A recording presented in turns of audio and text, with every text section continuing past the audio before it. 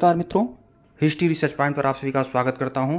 Bihar state paper 2 history की test series चल रही है और यह टेस्ट सीरीज संख्या 12 है। मित्रों, ये जो भी टेस्ट सीरीज है बहुत ही महत्वपूर्ण है और ये मौर्य काल से संबंधित टेस्ट सीरीज चल रही है आप लोग की, और मौर्य काल से संबंधित टेस्ट सीरीज चल रही है और यह टेस्ट सीरीज संख्या 12 है। मित्रों, टेलीग्राम बिल्कुल ज्वाइन कर लीजिएगा, लिंक डिस्क्रिप्शन में दिया गया है। व्हाट्सएप ग्रुप भी जरूर ज्वाइन कर लीजिएगा, उसका भी लिंक डिस्क्रिप्शन में है।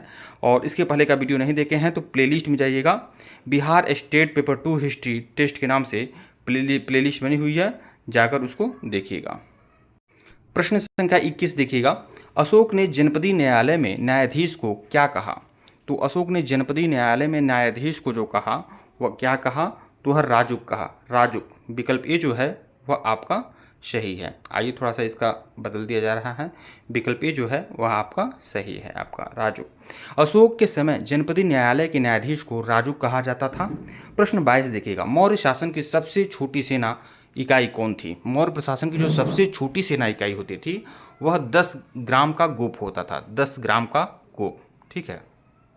जो 10 गांव का शासक होता था, 10 गांवों का अध्यक्षता करता था, उसको गोप कहा जाता था। विकल्प बी जो है आपका सही है। व्याख्या देख लीजिएगा, गुप्तचर और प्रशासन में गोप 10 गांव का प्रशासन संभालता था। यह टेस्ट सीरीज संख्या 10 है मित्रों। अगर इसके पहले का वीडियो नहीं देखे हैं तो प्लेलिस्ट में जाइएगा, Bihar state paper 2 history test के नाम से प्लेलिस्ट बनी हुई है। जो लोग हमारे कोर्स को ज्वाइन करना चाहते हैं हमारे ऑफिशियल व्हाट्सएप नंबर पर मैसेज कर सकते हैं। ऑफिशियल व्हाट्सएप नंबर डिस्क्रिप्शन में भी है और यहाँ पर भी शो हो रहा है। शुरुआत में बताया हूँ 8318397276 हमारा ऑफिशियल व्हाट्सएप नंबर है, व्हाट्सएप डिस्क्रिप्शन में दिया गया है, ठीक है। 999 रुपये में hand written notes, PPT notes, lectures video, test series सब कुछ आप लोग को मिलेगा। प्रश्न 23 देखिएगा, अशोक ने किस अभिलेख में धर्म महामात्रों की नियुक्ति का उल्लेख किया है? तो धर्म महामात्रों की नियुक्ति का जो उल्लेख है वह 5वें शिलालेख में है। विकल्प ए जो है आपका सही है। 5वें शिलालेख में धर्म महामात्रों की नियुक्ति के विषय में जानकारी मिलती है। प्रश्न 24 देखिएगा, अशोक के शासन के पहले कितने प्रांत बनाए गए थे? अशोक ने शासन के पहले कितने प्रांत बनाए? तो अशोक के समय में प्रांतों की जो संख्या थी वह 5 थी। 5 प्रांत थे, उत्तरापथ, दक्षिणापथ, प्राची, कलिंग और अवंती, ठीक है। ये 5 प्रांत थे। मौर्य साम्राज्य में अशोक के समय 5 प्रांत थे। प्रश्न 25 देखिएगा, अशोक के शिलालेखों में किस विषय पर सबसे अधिक जोर दिया गया? अशोक के शिलालेखों में सबसे अधिक जोर किस विषय पर दिया गया? तो धार्मिक और नैतिक शिक्षा। देखिए, अशोक के जो भी शिलालेख हैं उसमें धार्मिक और नैतिक शिक्षा पर ही बल दिया गया है, ठीक है। ऑप्शन बी जो है आपका सही है। अशोक के शिलालेखों में धर्म, नैतिकता, पशु एवं मानव कल्याण पर अधिक जोर दिया गया है। प्रश्न 26 देखिएगा, अशोक ने आजीविकों के लिए कितनी गुफाओं का निर्माण कराया है? अशोक ने आजीविकों के लिए कुल 4 गुफाओं का निर्माण कराया था। कर्ज, चौपार, सुदामा और विश्व झोपड़ी, ये 4 जो अशोक ने गुफाओं का निर्माण कराया था, जो आजीविक संप्रदाय के लोगों को दिया था। कर्ज, चौपार, सुदामा और विश्व झोपड़ी, ये 4 नाम है। प्रश्न 27 देखिएगा, मौर्य साम्राज्य में नगर का प्रशासन कौन करता था? मौर्य साम्राज्य में जो नगर का प्रशासन संभालता था वह कौन संभालता था? प्रदेष्टि, पौर, व्यवहारिक या नायक? तो मौर्य साम्राज्य में जो नगर का प्रशासन संभालता था उसको पौर कहा जाता था, और आज भी महापौर या पौर ही कहा जाता है जो नगर का प्रशासन संभालता है, ठीक है। पौर नगर का कोतवाल होता था और नगर प्रशासन को संभालता था। प्रश्न 28 देखिएगा, मौर्य प्रशासन में गुप्तचर विभाग किसके अधीन था? गुप्तचर विभाग जो था मौर्य प्रशासन में किसके अधीन था? तो अमात्य सर्प, ठीक है। एक अमात्य होता था, सर्प नामक अमात्य होता था, उसके अधीन गुप्तचर विभाग था। विकल्प बी जो है आपका सही है। गुप्तचर विभाग महामात्य सर्प नामक अमात्य के अधीन काम करता था। प्रश्न 29 देखिएगा, मौर्य साम्राज्य का अंतिम शासक कौन था? बृहद्रथ, अशोक, बिंदुसार या चंद्रगुप्त? मौर्य साम्राज्य का अंतिम शासक जो था वह कौन था? मौर्य साम्राज्य का जो अंतिम शासक था वह था बृहद्रथ। विकल्प ए जो है आपका सही है। मौर्य साम्राज्य का अंतिम शासक बृहद्रथ था। इसे पुष्यमित्र शुंग ने मारकर शुंग वंश की नींव डाली। प्रश्न 30 देखिएगा, चंद्रगुप्त मौर्य की सेना में कितने हाथी थे? चंद्रगुप्त मौर्य की सेना में कितने हाथी थे? तो 8000 रथ था चंद्रगुप्त मौर्य की सेना में और 9000 हाथी थे। 9000 हाथी थे। विकल्प बी जो है आपका सही है। जस्टिन के अनुसार चंद्रगुप्त की सेना में 50,000 अश्वारोही, देखिए जस्टिन ने बताया है कि 50,000 अश्वारोही थे, 9000 हाथी थे और 8000 रथ थे, ठीक है। ये जस्टिन का कथन है, जस्टिन एक लेखक था, उसका यह कथन है। देखिए मित्रों, जो भी मटेरियल मिलेगा हिस्ट्री रिसर्च पॉइंट पर वह बेस्ट मिलेगा।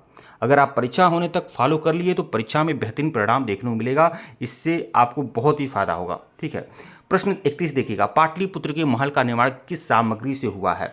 तो पाटलिपुत्र के महल का निर्माण जो हुआ है किस सामग्री से हुआ है? तो वह काठ का बना हुआ है। विकल्प ए जो है आपका सही है। पाटलिपुत्र का राजा का महल लकड़ी का बना था, जिसे पत्थर की नक्काशी से अलंकृत किया गया था। प्रश्न 32 देखिएगा, चंद्रगुप्त मौर्य ने नंद वंश को हराने में किसकी मदद ली थी? तो चंद्रगुप्त मौर्य ने नंद वंश को हराने के लिए प्रद्वर्तक नामक राजा की मदद लिया था। विकल्प ए जो है आपका सही है। चंद्रगुप्त मौर्य ने नंद वंश को हराने के लिए कश्मीर के राजा प्रवर्तक की सहायता ली थी। प्रश्न 33 देखिएगा, अशोक के स्तंभों की संख्या कितनी है? तो अशोक के जो शिलालेख थे कुल 14 शिलालेख थे और स्तंभ लेख जो थे वह 7 थे। तो विकल्प बी जो है आपका सही है। अशोक के स्तंभ लेखों की संख्या 7 थी, जो केवल ब्राह्मी लिपि में है। अब देखिए, अशोक के जो शिलालेख हैं वह ब्राह्मी, खरोष्टी, ग्रीक और वार्मेक सब में मिलते हैं, लेकिन जो अशोक के स्तंभ लेख हैं वह केवल ब्राह्मी लिपि में ही है। ठीक है, और अलग अलग स्थानों पर अंकित कराए गए हैं अशोक के स्तंभ, और उनकी संख्या कितनी है? 7 है। प्रश्न 34 देखिएगा, अशोक के समय प्रांतों के प्रशासक को क्या कहा जाता था? अशोक के समय में जो प्रांतों के प्रशासक होते थे, जो प्रांत के होते थे, उनको कुमार कहा जाता था, आर्यपुत्र भी कहा जाता, राष्ट्रिक, ये तीनों नाम थे। मतलब आर्य प्रांतों के प्रशासक को क्या कहा जाता है? राज्यपाल कहा जाता है ना। वैसे ही कुमार, आर्यपुत्र या राष्ट्रिक कहा जाते थे, मतलब सभी उपरोक्त। विकल्प डी।